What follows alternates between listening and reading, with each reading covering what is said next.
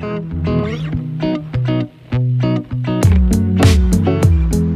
Everyone, स्वागत है दोबारा हमारे इस वीडियो लेक्चर्स में। इस वीडियो में हम लोग देख रहे हैं इरिगेशन इंजीनियरिंग में। टॉपिक हमारा कंटिन्यू था ईटी का चैप्टर। तो अब यहाँ पे एक पॉइंट है, मतलब एक टर्म है डीप परकोलेशन, उसके बारे में देखते हैं। Deep percolation is the amount of water which passes below the root zone of the crop and can continue for a long time after field capacity has been reached in the crop root zone following irrigation और heavy rain. तो deep percolation वो part होता है water का जो कि drain होके infiltrate होके बहुत ज़्यादा नीचे की ओर रूट जोन्स को क्रॉस करके और ज़्यादा जो है सॉइल सबस्ट्रेटा में पहुंच जाता है। Total water loss by deep percolation in irrigated condition can be account for 20% और more of the total amount of water applied.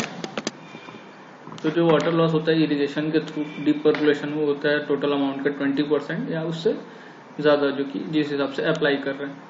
अगर soil water movement in below root zone after an initial downward outflow can later be reversed to an upward inflow from the wet sub soil to drying the root zone above. Then next term है यहाँ पे net irrigation requirement, उसके बारे में देखते हैं।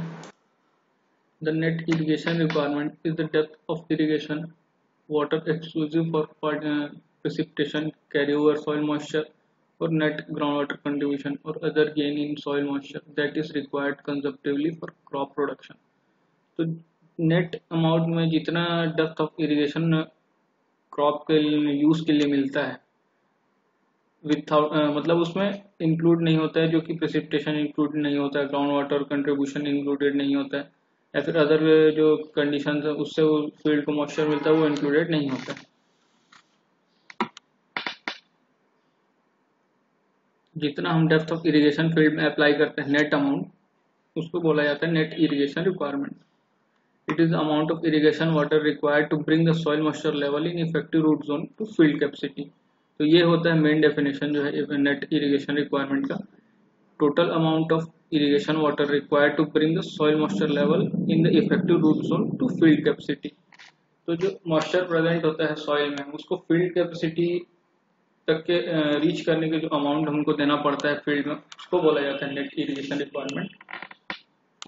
तो mathematical term में इसको ऐसा बोला जाता है, it is the difference between the field capacity and the soil moisture content in the crop root zone before starting irrigation. तो ये हो गया। तो इसको मैथमेटिकल टर्म में रिलेशनशिप के फॉर्म में देख सकते हैं, D is equal to summation M F C I minus M B I divide by 100 into A I into D I. यहाँ पे D है net irrigation, net amount of water to be applied during an irrigation. M F C I है field capacity moisture content, M B I है moisture content before irrigation, A I है bulk density of soil, D I है depth of the ith layer within the root zone, N है number of soil layer in the root zone. तो ये हो गया। यहाँ पे देख सकते हैं फिगर के through cross irrigation requirement is equal to net irrigation requirement plus irrigation efficiency. ये जो है टोटल मतलब बोला जाए क्रॉस इरिगेशन रिक्वायरमेंट मतलब लॉसेस को काउंट करने के बाद जो हमको टोटल अमाउंट अप्लाई करना है फील्ड में उसको बोला जाता है क्रॉस इरिगेशन रिक्वायरमेंट, जिसमें कि नेट इरिगेशन रिक्वायरमेंट जो कि कंप्लीटली यूज होना है क्रॉप से, और फिर जो लॉसेस हैं मतलब इरिगेशन इफिशिएंसी जिस मेथड से हम लोग अप्लाई कर रहे हैं फील्ड में उसके लॉसेस या फिर जो इफिशिएंसी उसको कंक्लूड करने के बाद जो उनको वो अमाउंट ऑफ वाटर देना है उसको बोल रहे हैं यहाँ पे क्रॉस इरिगेशन रिक्वायरमेंट। तो इसके देखते हैं, the total amount of water applied through irrigation is termed as gross irrigation requirement. तो अब नेट इरिगेशन और ग्रॉस इरिगेशन में डिफरेंस यही है कि इसमें जो लॉसेस को भी कंट्रीब्यूट किया जाता है। ग्रॉस इरिगेशन में जो इरिगेशन मेथड जो हम यूज कर रहे हैं उसकी इफिशिएंसी के बेसिस पे जो लॉसेस यूज हो रहे हैं उसके बाद हमको जो अमाउंट ऑफ वाटर देना है क्रॉप को उसको इंक्लूड किया जाता है। In other word it is the net irrigation requirement plus losses in the water application and other losses. The gross irrigation requirement can be determined for a field for a farm for an outlet command area for an irrigation project depending on the need by considering the appropriate loss at various stage of growth of the crop. तो ये हो गया। अब इस mathematical term में जो definition form में numerical form में जो लिखा जा सकता है, gross irrigation requirement in field is equal to net irrigation requirement divided by field efficiency of system. तो यहाँ पे एग्जांपल के थ्रू यहाँ पे समझाया गया, if the net amount of irrigation is 8 centimetre and the field efficiency is 75%, the gross amount to be applied in the field is 8 divided 0.75 is equal to 10.66. Mathematical term में IR is equal to summation D by E. IR seasonal gross requirement at the field head, D है net amount of water to be applied in each irrigation meter में, E है water application efficiency and N है number of irrigation in season. ये हो गया. The next irrigation efficiency. Irrigation efficiency refers to the number of days between irrigation during periods without rainfall. Sorry, efficiency नहीं, irrigation frequency. Irrigation frequency refers to number of days between irrigation during the periods without rainfall. तो एक जो number of days को बोला जाता है irrigation frequency, मतलब कितने दिन में हम लोग इरिगेशन दे रहे हैं, मतलब एक ड्यूरेशन है, पीरियड है जिसमें कि रेनफॉल नहीं हो रहा है, और उस ड्यूरेशन में हम लोग कितने नंबर ऑफ डेज में इरिगेशन अप्लाई कर रहे हैं फील्ड में, उसी को बोला जाता है number irrigation frequency. It depends on the consumptive use rate of a crop and on the amount of available moisture in the crop root zone. It is a function of crop, soil and climate. Sandy soil must be irrigated more often than the fine textured deep soil. तो ये mainly जो depend करता है soil type पे depend करता है irrigation frequency, but उसके अलावा जो है amount of available moisture in the crop root zone, crop, soil and climate पे भी डिपेंड करता है. तो ये हो गया इरिगेशन फ्रीक्वेंसी. अब इसको मैथमेटिकल टर्म में दिया जा रहा है यहाँ पे, design frequencies days field capacity of the soil in the effective root zone minus moisture content of the same zone at the time of starting of irrigation is divided by peak period moisture use rate of crop. इस फॉर्मूले से दिया जाता है irrigation efficiency को, मतलब calculate करने का फील्ड में. तो देन नेक्स्ट है irrigation period. Irrigation period is the number of days that can be allowed for applying one irrigation to a given design area during peak consumptive use period of the crop being irrigated. It is the basis of irrigation system capacity and equipment design.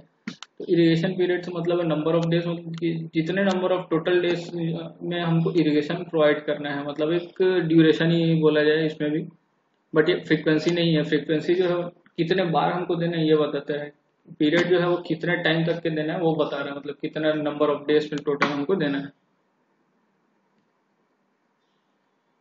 तो इसके लिए formula irrigation period is equal to net amount of moisture in the soil between start of irrigation and lower limit of moisture depletion divided by peak period moisture use rate of crop. ये हो गया.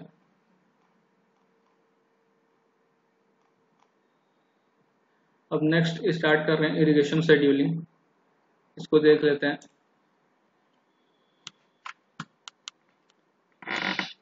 Irrigation scheduling is essential for good water management, and it deals with two classical equations related to irrigation. First है how much to irrigate and how often to irrigate. तो ये जो दो term है, दो लाइन है, वो इरिगेशन शेड्यूलिंग के लिए बहुत नेसेसरी है. इरिगेशन शेड्यूलिंग का मतलब यही है कि हम पूछ रहे हैं, मतलब हम जानना चाहते हैं कि इरिगेशन में जो फील्ड में है वो कितने बार देना है, कब देना है, कितना अमाउंट ऑफ वाटर देना है और कितनी बार में देना है, कितनी जल्दी देना है. How much to irrigate, how often to irrigate. How often and how to irrigate is function of irrigation water needs of crop.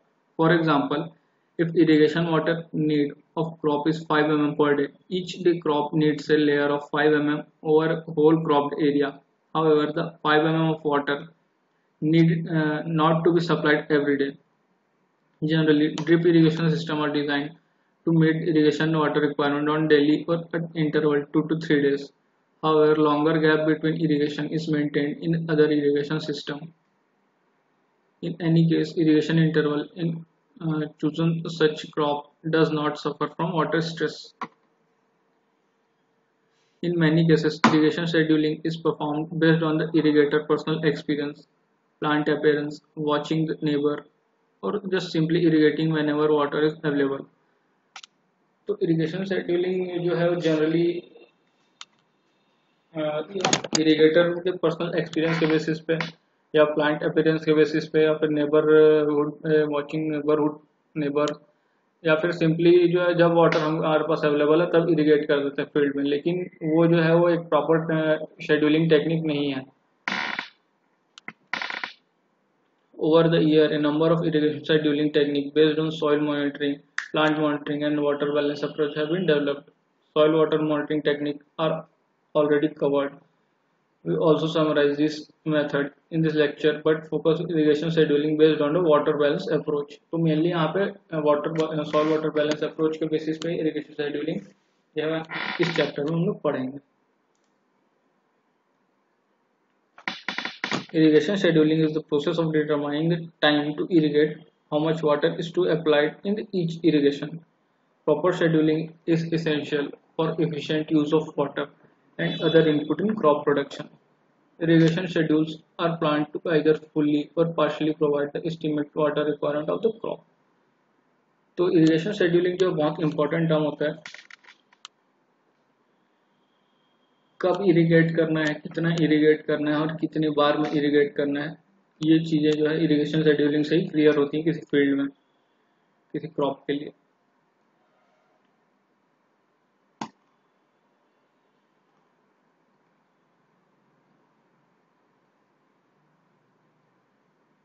तो यहाँ पे सिंपल प्रोसीजर दिया हुआ है इरिगेशन शेड्यूलिंग के लिए. Simple procedure to make estimate leading to approximate value of scheduling irrigation comprises of following steps. First है estimate net and gross irrigation depth. Second है compute the irrigation water need over the total growing season of the crop. Third है compute the total number of irrigation over the growing season. And fourth है calculate irrigation intervals. ये चार चीज़ें calculate करने के बाद हम जो है इरिगेशन शेड्यूलिंग कर सकते हैं. डिटेल इसके बारे में आगे पढ़ेंगे.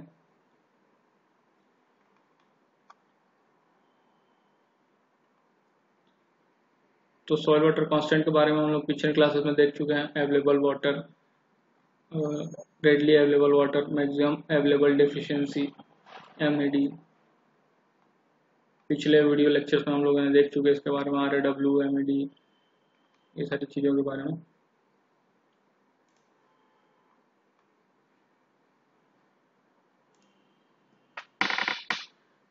चलो अब देखते हैं यहाँ पे एडवांटेजेस ऑफ इरिगेशन शेड्यूलिंग.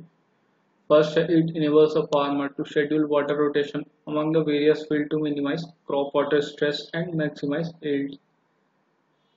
तो इरिगेशन शेड्यूलिंग जो है वो वाटर रोटेशन को लिए अलाउ करता है फील्ड में, और जो मिनिमम वाटर जो है वो लॉस्ट होता है, मतलब इफिशिएंसी जो है वो वाटर एप्लीकेशन की वो काफ़ी बढ़ जाती है इरिगेशन शेड्यूलिंग करने से. और डिफरेंट फील्ड में मतलब हमारे पास अगर लिमिटेड अमाउंट ऑफ वाटर है और लिमिटेड जो है इक्विपमेंट्स हैं और फील्ड बहुत ज़्यादा है, तो इरिगेशन शेड्यूलिंग के बेसिस पे हम लोग पर्टिकुलर फील्ड के लिए डेट डिसाइड कर सकते हैं कितने टाइम तक वहाँ पे इरिगेट करना है, फिर उस फील्ड को छोड़ के दूसरे फील्ड में जाना है तो उसमें कितना इरिगेट करना है, ये सारी चीज़ें हैं. तो इससे जो है लॉसेस भी कम होती है और फील्ड में क्रॉप यील्ड भी जो है काफ़ी हद तक बढ़ जाती है इरिगेशन शेड्यूलिंग डिसाइड करने से. It reduces the farmer's cost of water, labor, it minimize the number of irrigations. तो सेकंड बेनिफिट ये हो जाता है फार्मर को, ये जो है कि कॉस्ट ऑफ वाटर, लेबर जो है वो बहुत कम कर देता है और नंबर ऑफ इरिगेशन जो है वो डिसाइडेड हो जाता है और बहुत मिनिमम होता है. इरिगेशन शेड्यूलिंग में सारी चीज़ें जो है वो डिसाइडेड रहती है. देन थर्ड है it lowers fertilizer cost by holding surface run off and deep percolation to a minimum. तो इरिगेशन शेड्यूलिंग कर रहे हैं तो जितना अमाउंट क्रॉप या फील्ड को रिक्वायर्ड है उतना ही देना है हमको, फील्ड में उतना ही दे रहे हैं. तो इस वजह से जो है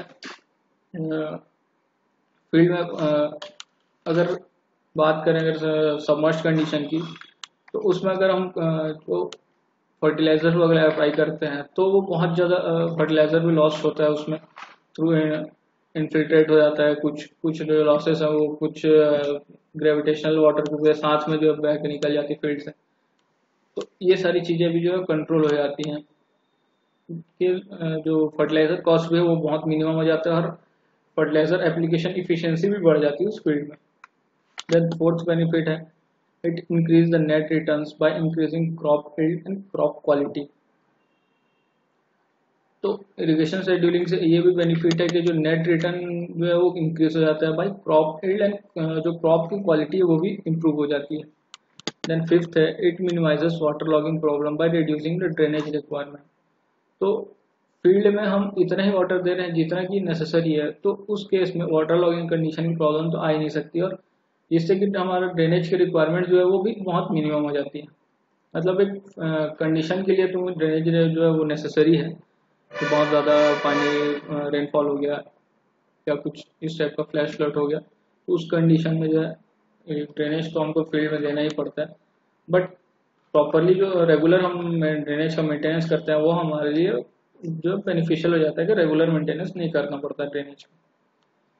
देन सिक्स्थ बेनिफिट है it assist in controlling root zone salinity problem through controlled leaching.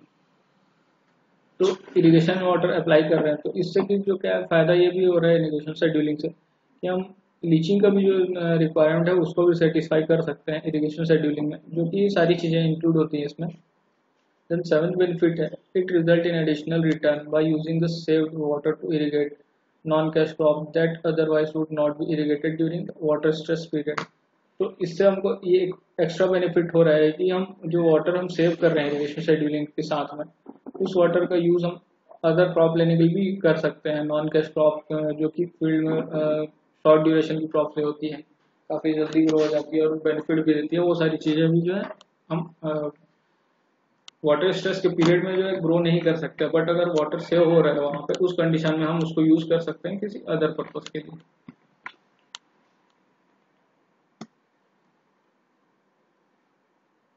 तो ये हो गया। अब नेक्स्ट यहाँ से कंटिन्यू करते हैं नेक्स्ट वीडियो में। इस वीडियो में बस इतने गाइस, मिलते हैं नेक्स्ट वीडियो में। Thank you.